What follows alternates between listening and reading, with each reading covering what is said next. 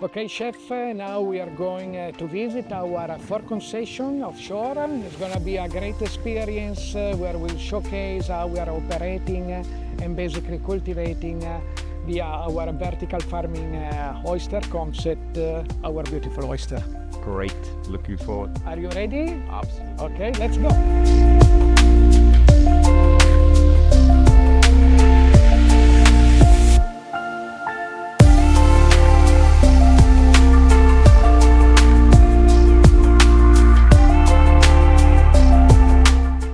Here we are near Dibba Bay. We have a concession, so basically here we are developing our very first Reef project. The Reef project for us is something extremely important because it's part of our sustainability program. Currently we are still in the first phase of this plan, but the goal is to extend more and more this Reef project. I would say that today we already have around 15 meters of Reef project under the water, where we are already basically have a full restoration of one reef, where it's already full of a lot of fish. There are turtles, there are several species. So it's something beautiful that in some way is, how can I say, is basically grouping what we are stressing more, which is the sustainability part, where we are collecting oyster shell from end consumer, from hospitality groups. So these shell, we are curing them under the sea when the shell are fully dry. So we are basically creating a sort of box, a sustainable box. We are putting them under the water, usually after 3 to 6 months, then the Reef project starts to basically be alive.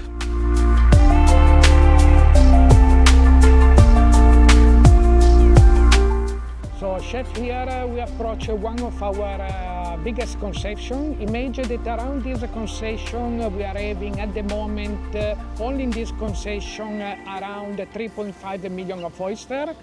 Here is one of our barge where basically we are using to clean, rebagging the lantern and so on. As you can see here, we are just lifting off one lantern. This one is a lantern where we still have some, I would say, some small baby oyster that they are growing. Later on we will show you probably bigger oyster, but this one, as you can see, it's still a very manual operation because we are trying to keep everything sustainable as much as possible in order to reduce the stress of our oyster. So as you can see, the water is beautiful, especially in Dibba. Why we are having an amazing output in terms of taste of our oyster, because the water is crystal clear, it's full of food, it's a phytoplankton. As I said before, our oyster, we are not feeding them. The feed is basically provided by the water. So, and with the right combination of the Ajar mountain, which is the Fugera mountain, we are getting a lot of minerals from the mountains. So the overall output will be a top-notch shell, which is very whitish and goldish, and then the meat content is thanks to the phytoplankton.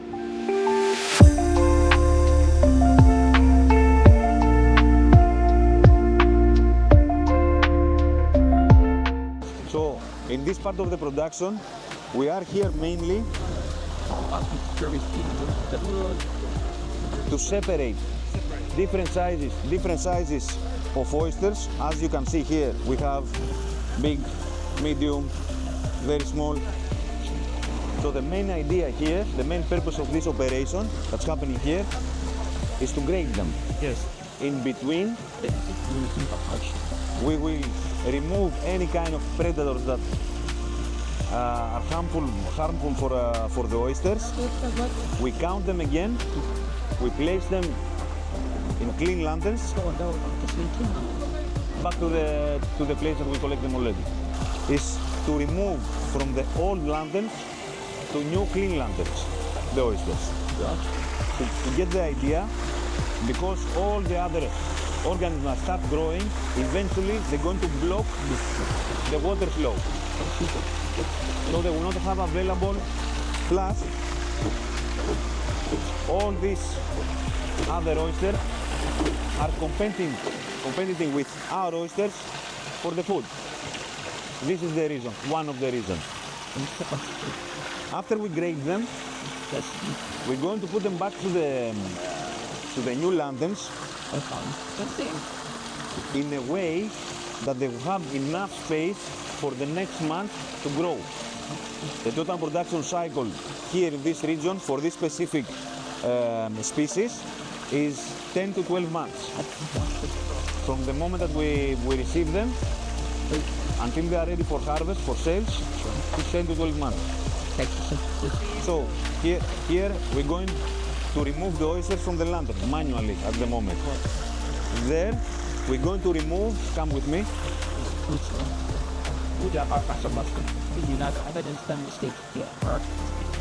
to remove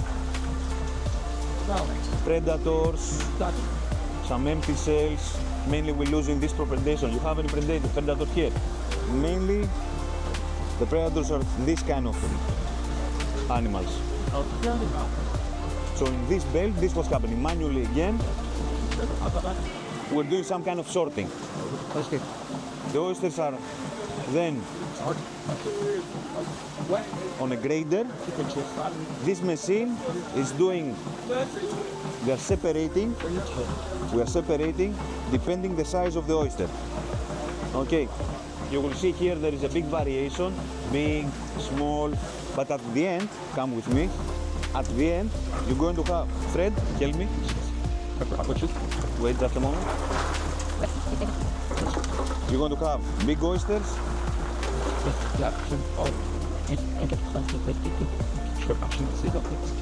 We have medium and we have very small, different size, you see. The oyster will arrive on this table. We're going to count them and put them again back to the lantern in a specific number, depending the density, how many animals we want per level. So the idea when we place them back is to give enough space for them to grow. After the process that we explained previously, the new lanterns with the oysters are going back to where we collect them before.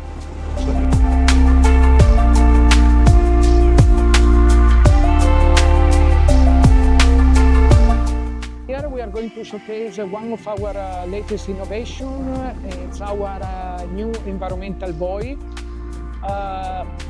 Part of our program is also to map constantly the environment under the water. With this environmental buoy, we are able to track 3 data points under the water, which is at 5, 10, and 50 meters. So it's basically where we are placing our lanterns. We are able to track live via GPS and satellite several data, which is basically main data such as phytoplankton, plankton, oxygen, turbidity of the water, and so on. This one is one of our latest development because in order to scale up properly, we feel that we need to start to basically collect the data to understand and analyze in the future also particular pattern in order to be more agile with our decision.